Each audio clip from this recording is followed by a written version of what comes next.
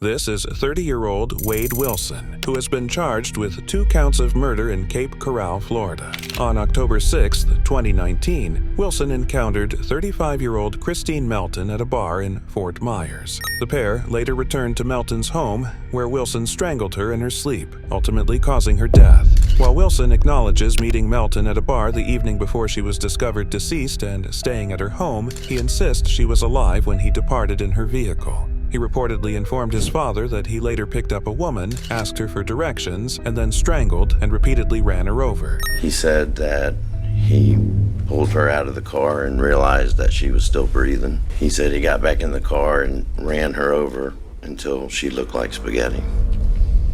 Wilson proceeded to steal Melton's vehicle, visited his ex-girlfriend, Melissa Montanus, and attacked her. What happens after you are pushed to the ground? I started to get beat. It all went so fast and so slow, whether it be punches, slapping, choking, that kind of nature. Yes. Authorities arrived at the scene and confronted a shirtless Wilson. How you doing? What's going on, man? But Wilson managed to evade capture. While driving away, Wilson came across 43-year-old Diane Ruiz and stopped to ask for directions. As Ruiz entered the vehicle unsuspectingly, Wilson strangled her, dragged her unconscious body onto the road, and repeatedly drove over her with the car. What we know is that Miss Ruiz had been strangled, and what we also know is that she died as a result of blunt force trauma because of the multiple rib fractures. Wilson subsequently contacted his father, Stephen Testa, to confess. He just told me, he did something. There was 2 people gone that would not be back. He said, I'm a killer. Testa provided law enforcement with his son's location, leading to Wilson's arrest on charges of first-degree murder, grand theft, and assault. Mr. Wilson, you're charged with first-degree murder, grand theft auto, battery. The charges were presented in court. Testa testified against his son during the trial. What did he tell you? He just said he met a girl at a bar. They went back to her house, hung out for a little bit, and then she fell asleep. He said he got on top of her and choked her. What name did he call her? Did he refer to her in a derogatory term? He said, I choked that bitch. What did he say about the second girl? He said he saw her walking down the street and stopped and asked her for directions, and she got in the car with him. He said he reached over and choked her.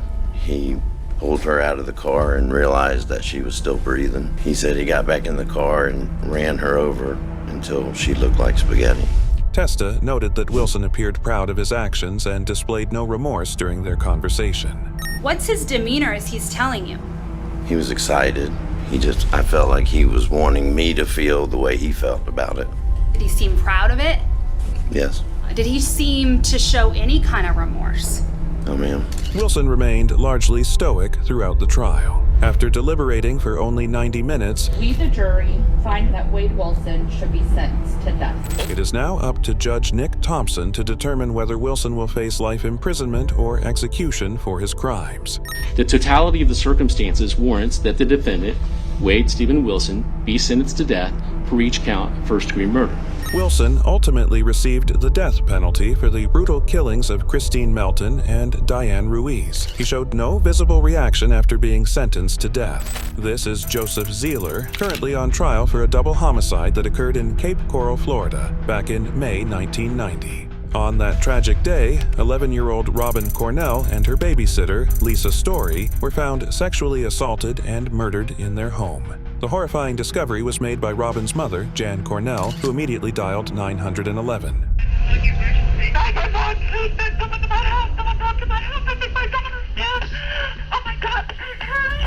And please just calm down with me. Oh my God!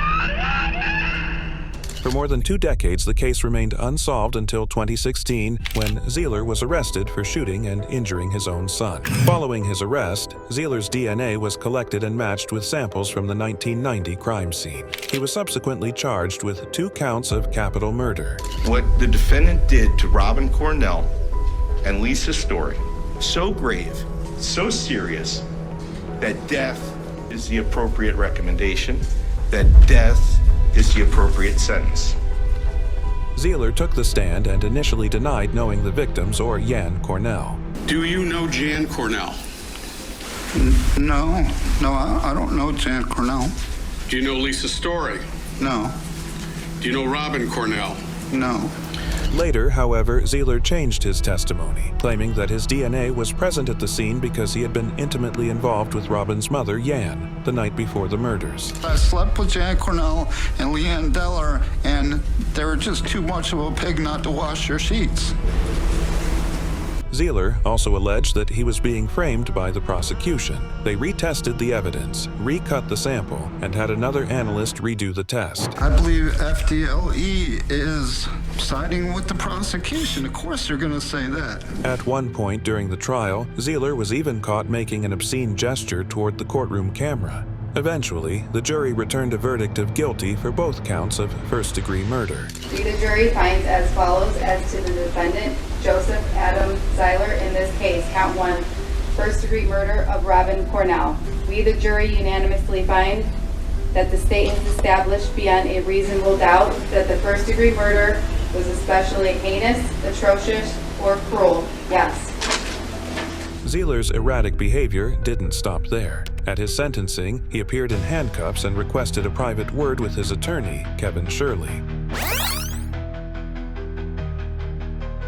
As Shirley leaned in to listen, Zeeler unexpectedly struck him with his elbow.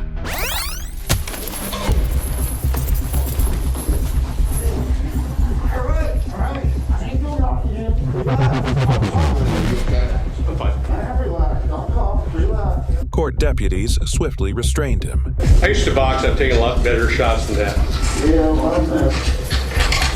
Once order was restored, the judge delivered Zeeler's fate.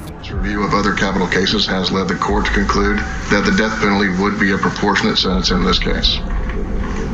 The defendant has forfeited his right to live. Accordingly, it is ordered and adjudged that the defendant, Joseph Adam Zeiler, is hereby sentenced to death for the murder of Robin Cornell and the murder of Lisa Story.